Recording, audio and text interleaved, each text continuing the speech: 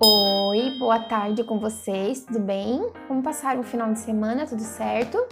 Que bom! Então nós vamos lá numa matéria de português iniciar a nossa semana lá com o poema do Carlos Drummond de Andrade, No Meio do Caminho.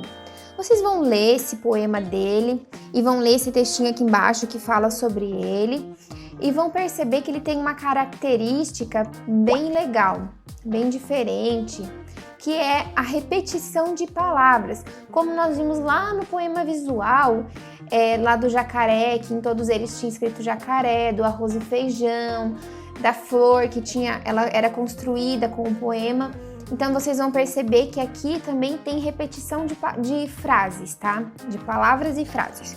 Então nós vamos ler esse poema. Vocês vão perceber que tem duas palavras que estão destacadas aqui, que são retina e fatigadas. Então aqui no ladinho, na página 11, tem um quadradinho onde tem a explicação deles, que a retina é uma parte dos olhos onde forma a imagem, e fatigados é uma pessoa cansada, ela tá fatigada, tá? Então vocês vão ler esse poema, que ele vai ser quem vai orientar vocês nas respostas das perguntas, tá? Então vocês vão fazer isso e virar ali na página 12. Aqui na página 12 já vai dar continuidade nas atividades, tá? Porque a questão número 1, no caso, seria ler com calma o poema.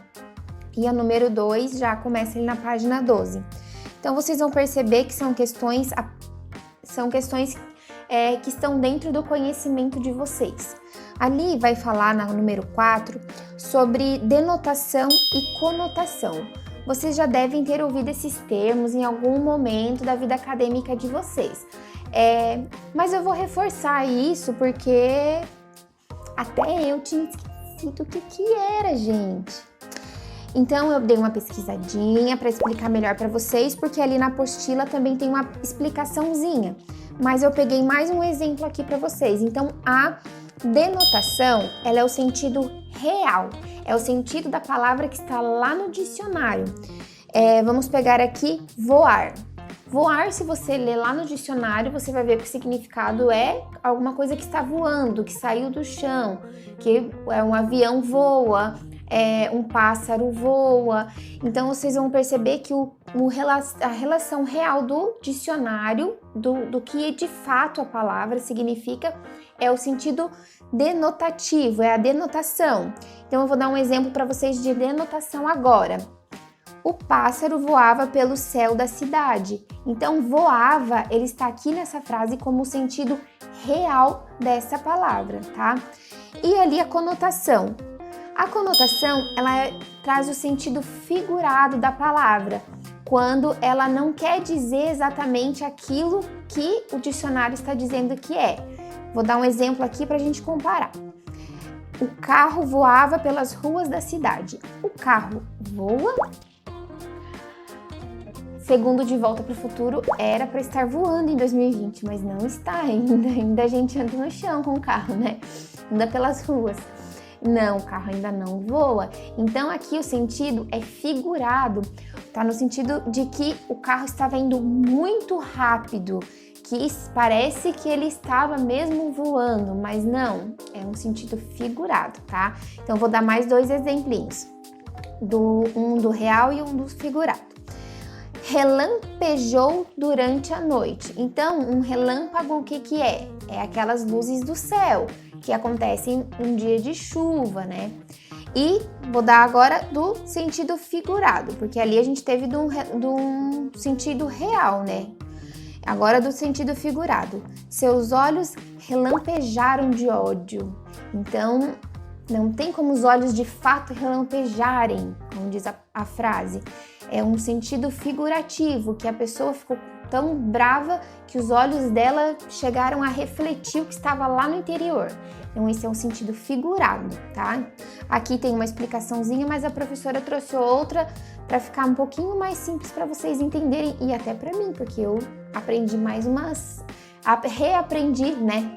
Mais esses termos que eu, com o passar do tempo, acabei não me atentando a eles. Então vamos lá. Dando continuidade ali na 4, então vocês vão ter que relacionar o sentido denotativo e conotativo lá do poema. com as palavras ali que estão as frases que estão aqui na 4, tá? Aqui também vocês vão responder. São questões assim que não tem muita dificuldade. A 10 vai ser assim. Vocês vão ter que escrever um poeminha curto no meio do caminho. E aí, como é o poema do Carlos Drummond de Andrade, vocês vão fazer o poeminha de vocês. E a 11 diz aqui, ó, leia o seu poema com o colega e ouça a leitura que ele vai fazer. Nesse momento, nós não temos como estar pessoalmente fazendo a leitura do poema, mas nós podemos fazer uma videochamada e ler os poemas, ou vocês podem combinar entre vocês e ler os poemas. E vocês também podem gravar o poema de vocês, declamado, e mandar para mim.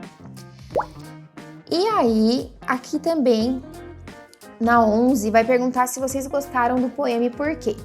E vai ter um último recado aqui na página 13 sobre apreciação, onde ele fala sobre as opiniões, sobre dar opinião, tá?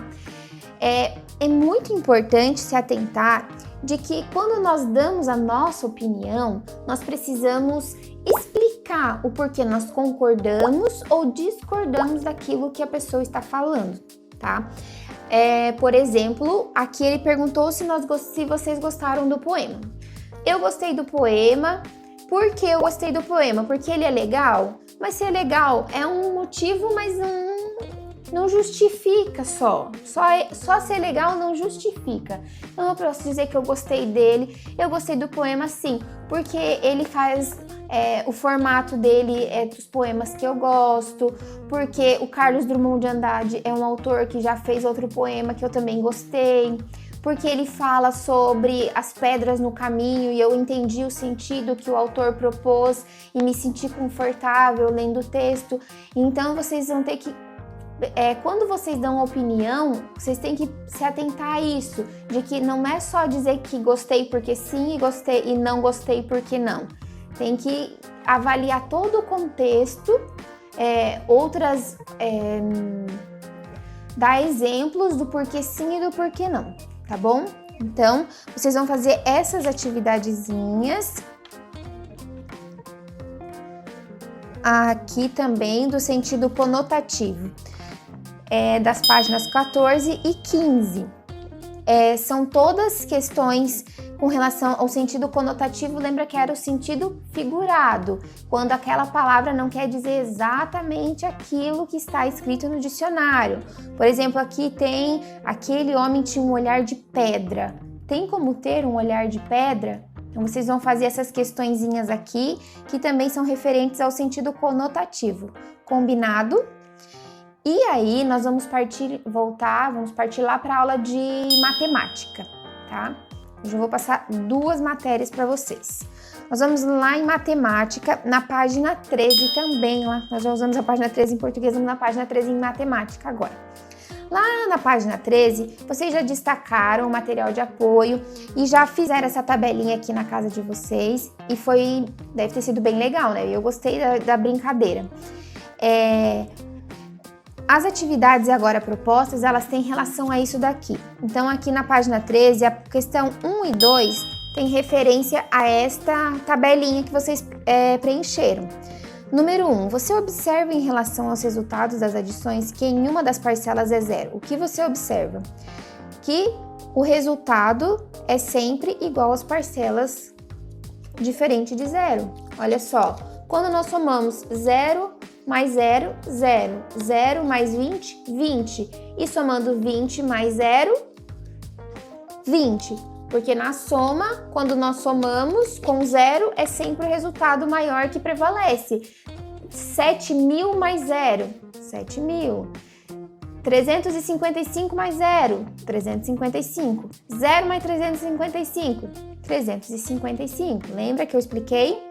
Então, aqui vai ter uma explicaçãozinha em que numa adição, 2 parcelas em que uma delas é 0, o resultado é sempre igual a outra parcela, como eu expliquei. O 0 se chama nesse momento elemento neutro, porque ele não vai contar um valor real nessas situações, mesmo que seja 355 mais 0 ou 0 mais 355. O resultado será independente, será 355. tá? Então, nessa tabelinha aqui, nós podemos perceber que o 0 é um elemento neutro, tá? Aí, nós vamos dobrar o quadro aqui e vamos perceber que, somando tanto assim quanto assim, tanto na horizontal quanto na vertical, os resultados são os mesmos. 2.500 mais 0 e 0 mais 2.500, vai dar o mesmo valor. Então, vocês vão conversar com os pais, irmãos de vocês e escrever o que vocês concluíram sobre isso. Então, a ordem que as parcelas são adicionadas não altera o resultado. Lembra? Também falei isso para vocês na última aula, de que a ordem do fator não vai alterar o resultado. Nesse caso também, tá? Onde a parcela é 0, uma das parcelas seja 0, não vai alterar o resultado. E isso quer dizer que é a propriedade cumulativa da adição. E em seguida, nós vamos lá na página 14. Lá na página 14 vão ter algumas atividades para vocês fazerem também. Agora, adicione as parcelas resolvendo a primeira adição que está entre parênteses. Nós fizemos algumas continhas na sala, assim, num tom de brincadeira, onde nós tínhamos que resolver primeiro a atividade do parênteses. Então, agora nós chegamos nessa atividade de fato, tá? Aqui está dizendo para vocês resolverem primeiro a continha que está dentro do parênteses. Então, ali tem 10 mais 300, que está entre parênteses, mais 1.500. Então, vocês vão responder primeiro o 10 mais 300, para depois somar aos 1.500. E assim, no outro quadradinho, dentro do parênteses estão 300 mais 1.500, vocês vão resolver primeiro essa questão e depois, quando tiverem esse resultado, somar o 10, tá? E aí, vocês vão descobrir que nessa adição, com 3 parcelas ou mais, podemos associar as parcelas de formas diferentes sem alterar o resultado. Porque vocês vão perceber que somando esses 300 mais 1.500 vai dar 1.800, mais 10 vai dar 1.810. Assim como vai dar o mesmo resultado de somar primeiro o 10 mais 300, que vai dar 310, mais 1.500. Nós vamos ter o mesmo resultado, então é isso que está tentando dizer aqui.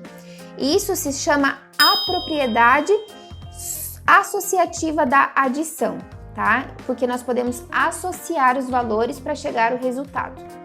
E aí vai ter algumas atividades sobre a propriedade associativa.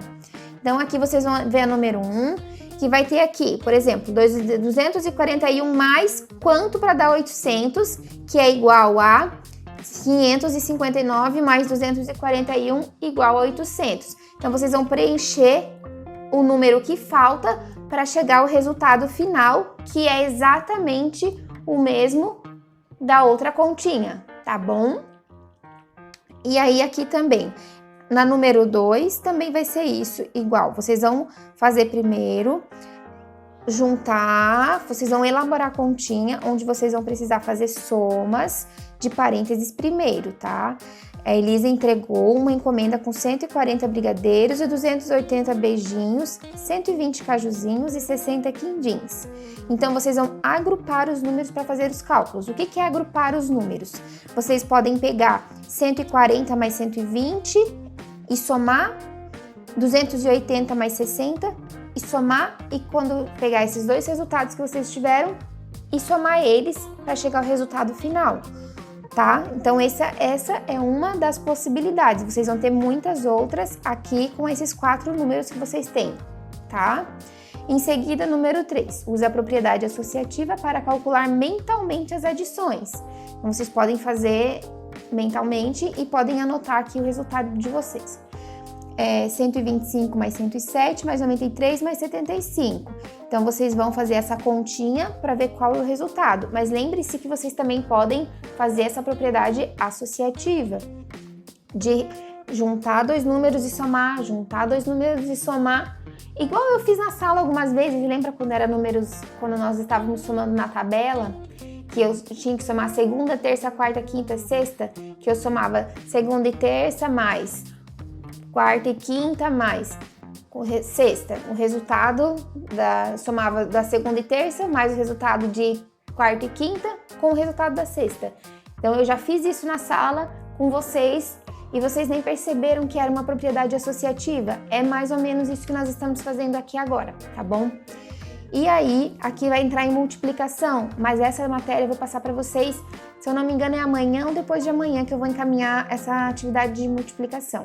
Nesse primeiro momento dessa segunda-feira, então vocês vão fazer essas duas matérias, português e matemática, e vão encaminhar para a Pro assim que possível, tá? Um beijo, fiquem bem, até a próxima aula, gente. Tchau, tchau!